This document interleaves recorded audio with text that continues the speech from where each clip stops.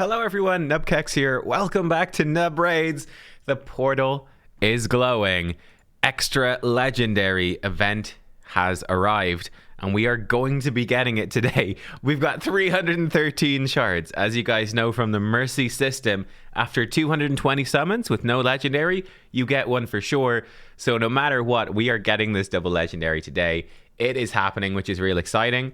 One fun thing as well, which I just saw, the Revenant's Path, so, Hero's Path, is coming back tomorrow with some potentially pretty big rewards in there, like a legendary skill tome, stuff like that. Feast at Gold Essence.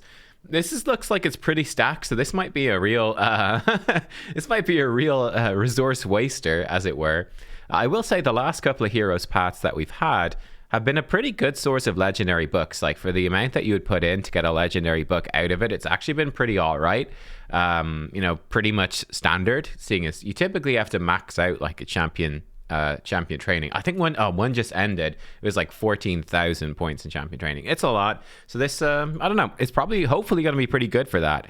I've been enjoying them being a good source of legendary books. Let's go in. Before we dive in, actually, what am I looking for? Well, my most wanted champions. Duchess, no question. Wouldn't say no to a Withier. That would be pretty cool for some arena stuff. And then, of course, Elva. You guys know from my showcase of Elva how much I like her. So I would love to get her. Plus then other champs, wouldn't say no to a Theodore and stuff like that. Pretty much anything new is always welcome. We're just hoping we don't get, 2 dupes. Would be a little bit disappointing. Now that I'm like 2 years plus into the game, it becomes much more likely that we start getting dupes. Let's hit go. I'm having my morning coffee, so I got a nice little cat mug. You guys are looking for a Christmas present for, your significant other.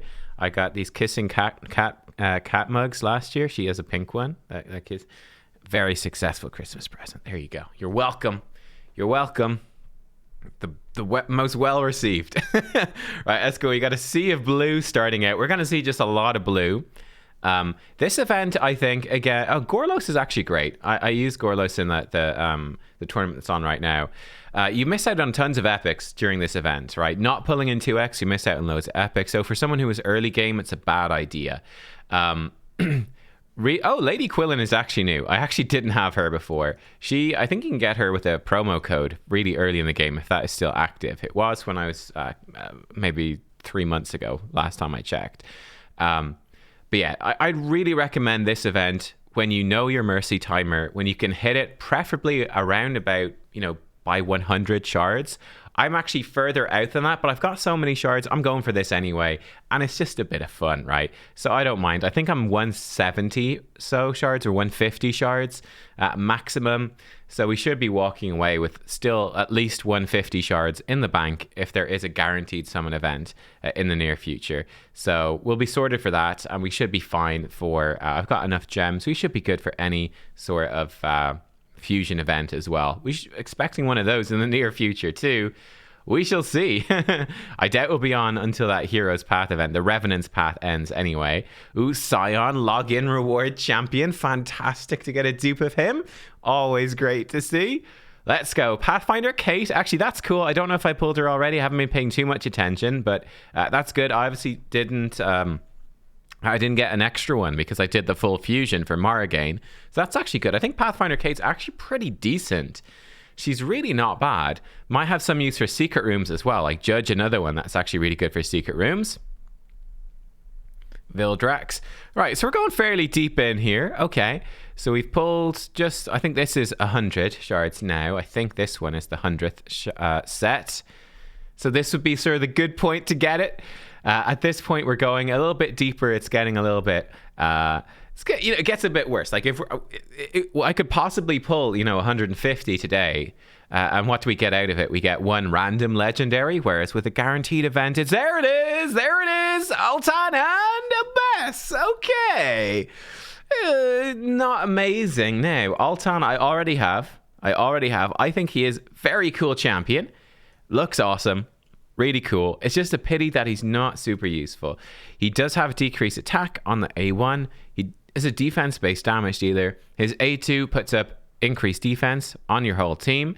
Does give a shield yeah, to your whole team as well. If he kills an enemy, this killing an enemy is a bit awkward.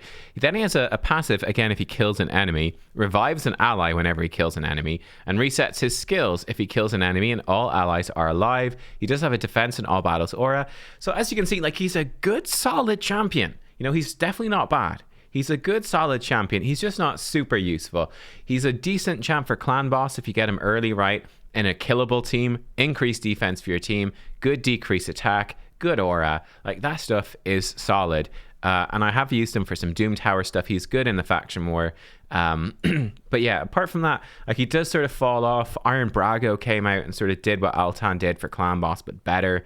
So yeah, he's a good champ, but not amazing. Now, Abess is new. Abess is a new champion, so that's actually pretty cool. Visually, I definitely feel she's a bit of an older looking champ for sure.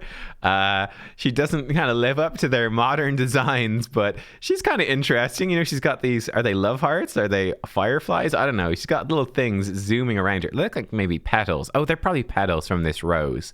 Yeah, I guess that's what's going on. She's got like a rose design on her quiver as well. I do like that we've got the hip quiver.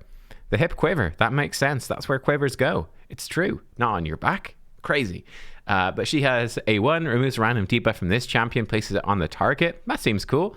Her A2 is an AoE with decreased defense on a 3-turn cooldown. Then her A3 is quite intriguing. So let's look at the Ascended version, because of course we will. Attacks all enemies.